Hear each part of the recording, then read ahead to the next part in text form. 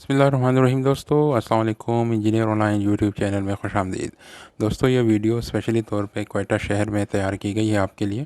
और इस वीडियो में हम आपको बताएंगे कि निस्बतन कम कीमत वाला रेन गन सिस्टम या बारिशी निज़ाम अपाची को कैसे इंस्टॉल किया जाता है। दोस्तों, आपके लिए इस वक्त तक के लिए ये बता दूं कि इस सिस्टम को हम कहते हैं फ्लेक्सिबल पाइप सिस्टम या flexible pipe with stand rain gun system भी कहा जाता है। इसमें बेसिकली एक फ्लेक्सिबल पाइप कैनवस पाइप को इस्तेमाल किया जाता है, और जिसकी वजह से ये होता ये है कि नंबर ऑफ़ हाइड्रेंट्स कम हो जाते हैं और सिस्टम काफ़ी सस्ता हो जाता है। इस वक्त आपके सामने ये क्रिकेट ग्राउंड है जिसमें हमने ये सिस्टम लगाया है, लेकिन इस सिस्टम को आप क्रिकेट ग्राउंड्स में, फुटबॉल ग्राउंड्स में और एग्रीकल्चर में कहीं पे भी यूज़ कर सकते हैं। इसमें कोई चेंजेस नहीं होगी। ये आप देख रहे हैं कि खुदाइयों को मेंटेन किया जा रहा है। एग्रीकल्चर में जब आप खुदाई करें तो पाइप को कम से कम 2.5 फुट नीचे ज़रूर रखें। ये आप देख सकते हैं, ये हमारे सीनियर टेक्नीशियन हैं हामिद अली साहब, और इस वक्त ये हाइडेंट को फिक्स कर रहे हैं खुदाई के अंदर। और आप देख सकते हैं कि हाइडेंट एक साइड पे टी के साथ फिक्स हुआ है, दूसरे साइड पे अब इसमें पीवीसी सॉल्यूशन लगा के तो इसको फिक्स किया जाएगा। और आप देख सकते हैं कि बहुत ज़रूरी है कि पाइप के दोनों सिरों को पहले डस्ट वगैरह से साफ़ किया जाए, उस ताकि जब सिलिकॉन लगे, जब इस पे पीवीसी सॉल्यूशन यूज़ हो तो डस्ट की वजह से या मिट्टी जो लगी उसकी वजह से इसके जॉइंट में कोई फ़र्क ना आए और जॉइंट इसका मज़बूत लगे। ये जो हाइडेंट है, हम इस वीडियो के आखिर में इंशाल्लाह इसके पूरा स्ट्रक्चर आपको दिखाएंगे कि यह हाइडेंट कैसे बनाया जाता है, इसमें क्या क्या चीज़ें शामिल हैं और इसके क्राइटेरिया क्या है। और इस वक्त ये हम आपको दिखा रहे हैं कि पीवीसी सॉल्यूशन इस वक्त टी में लगाया गया, और अब इसको जो पाइप का दूसरा एंड है उस पर भी लगाया जाएगा, और उसके बाद इसको एक ख़ास तरीके से जो आपके सामने है इस वक्त इसको इंस्टॉल कर दिया जाएगा। बज़ाहिर ये एक आसान काम है, लेकिन बेसिकली ये हमारे टेक्नीशियन की एक्सपर्टीज़ और उसकी ये एक जहानत है जो इस मुश्किल काम को आसान बना देती है। ये हाइडेंट इस वक्त फिक्स हो चुका है। अब इस हाइडेंट को हमने इस पोजीशन में थोड़ी देर पकड़े रखना है ताकि ये लेफ़्ट राइट ना गिरे। अब हाइडेंट लग चुके हैं। अब हम चूँकि रेन गन में फ्लेक्सिबल पाइप यूज़ होता है, तो रेन गन को सपोर्ट देने के लिए फिर एक स्टैंड बनाया जाता है। उमूमन मार्केट में 3 टंगी या 3 लेग्स वाला स्टैंड अवेलेबल है। मैं हमेशा प्रेफर करता हूँ ये 4 टांगों वाला, क्योंकि इसकी स्टेबिलिटी ज़्यादा है। आप देख सकते हैं कि इस रेन गन को यहाँ पे स्टेबलाइज़ किया जा रहा है। इसके नीचे अब आप देखेंगे कि बड़े बड़े कील आपको 4-4, 5-5 इंच के नज़र आ रहे हैं। इसका मकसद होता है कि इसको ज़मीन में गाड़ा जाए ताकि रेन गन प्रेशर की वजह से गिरे ना, क्योंकि इस रेन गन के एंड पर नोज़ल पे प्रेशर बहुत ज़्यादा होता है। आप देख सकते हैं कि इस स्टैंड से नीचे एक पाइप आया हुआ है, ड्रॉप पाइप, और उस पर एक कपलर लगा हुआ है। इसको हम क्विक कपलर कहते हैं, और इसकी डिटेल अब आगे वीडियो में आपको हम दिखाएंगे भी। ये 2 इंच का रेन गन है जो डिज़ाइन हुआ है यहाँ पर तकरीबन 95 फुट रेडियस के लिए। इटालियन मेड है, और 1.5 इंच का रेन गन भी हो तो भी इसी किस्म के स्टैंड पे उसको लगाया जा सकता है। डुप्लेक्स इसका मॉडल है, मेड इन इटली है, और ये इस वक्त आपके सामने है। अब नेक्स्ट स्टेप में हम आपको फ्लेक्सिबल पाइप के बारे में बताते हैं। फ्लेक्सिबल पाइप आप इस रेन गन के लिए 2 इंच का भी यूज़ कर सकते हैं और 3 इंच का भी यूज़ कर सकते हैं। यहाँ पे ये बात याद रखनी चाहिए, इस प्रोजेक्ट में हमने 2 इंच का पाइप यूज़ किया है, लेकिन याद रखें इसको बाकायदा डिज़ाइन करके हमने यूज़ किया। ये आप देख सकते हैं कि 2 जॉइंट्स को, क्योंकि ये 30 मीटर का एक रोल आता है और हमने 45 मीटर की एक्सटेंशन ली हुई है, तो दैट्स वाई दोनों को जॉइंट किया हुआ है यहाँ पर। और ये एक बेंड है, और बेंड के दूसरे एंड पर हमने क्विक कपलर लगाया हुआ है जिसको हम मेल पार्ट कहते हैं। जो आपने हाइडेंट पे देखा और जो आपने स्टैंड के साथ देखा उसको हम फीमेल पार्ट कहते हैं, और इसको हम मेल पार्ट कहते हैं। ये बेंड इसलिए लगाया गया है, जब अब आप देखेंगे कि हम हाइडेंट के साथ इसको कनेक्ट करेंगे तो अगर ये बेंड ना हो तो फ्लेक्सिबल पाइप बेंड होगा और फ्लो रेट कम हो जाता है, और प्रेशर भी और थ्रो भी कम होगा।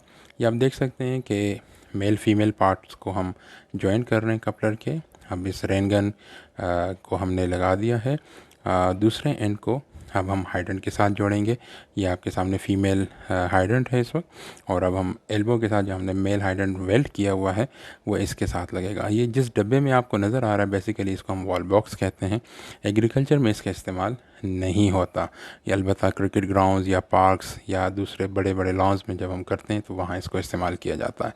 एग्रीकल्चर में इसकी ज़रूरत नहीं है। इस वक्त आप देख सकते हैं कि हमने मेन लाइन के साथ बेंड के थ्रू और कोई कपलर के थ्रू रेन गन को दोनों एंड से कनेक्ट कर दिया है। और ये तकरीबन 45 मीटर का 2 इंच का फ्लेक्सिबल पाइप है। और ये आप देखेंगे अब कि अगले एंड पर ये रेन गन के साथ कनेक्टेड है।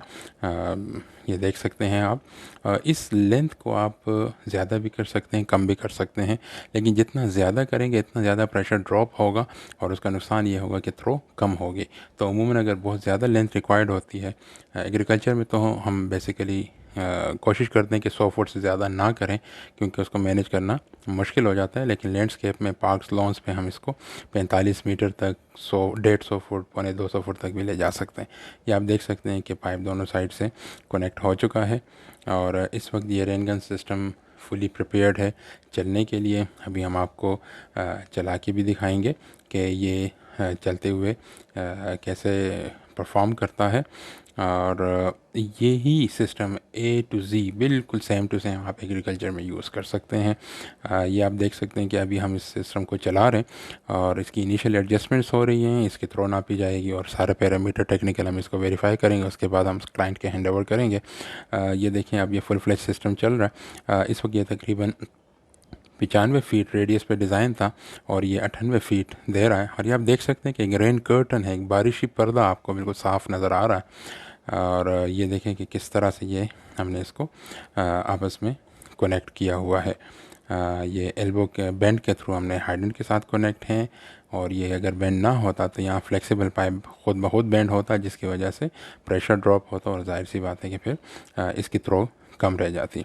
अब दोस्तों, अगर आपने फ्लेक्सिबल पाइप यूज़ नहीं करना, ये एग्रीकल्चर में भी पॉसिबल है और लैंडस्केपिंग में भी, पार्क्स वगैरह में भी पॉसिबल है। तो ये आप देखें कि आपको ये एक सर्कल में एक एक्सटेंशन नज़र आ रही है, जो कि पिछले सिस्टम में जो अभी हमने वीडियो दिखाई आपको, उसमें आपको ये नज़र नहीं आ रही थी, लेकिन यहाँ आपको नज़र आ रही है। ये आप देखें कि इस एक्सटेंशन को हाइड्रेंट का जो कपलर है उसके अंदर डाला गया है। और इसकी क्या साख्त है, क्या तरीक़ाकार है, वो हम वीडियो के आखिर में बता देंगे आपको। यहाँ आप इतना समझ लें कि ये इसलिए किया जाता है कि जब ये सिस्टम चलता है तो रेन गन में प्रेशर होता है, और अगर ये एक्सटेंशन ना हो तो rain gun left right move कर सकती है, गिर सकती है, झुक सकती है। ये एक्सटेंशन जो कि नीचे चली जाती है हाइडेंट में, वहाँ इसको एक आप समझ लें कि ये स्टेबल हो जाती है ये रेन गन इस एक्सटेंशन की वजह से।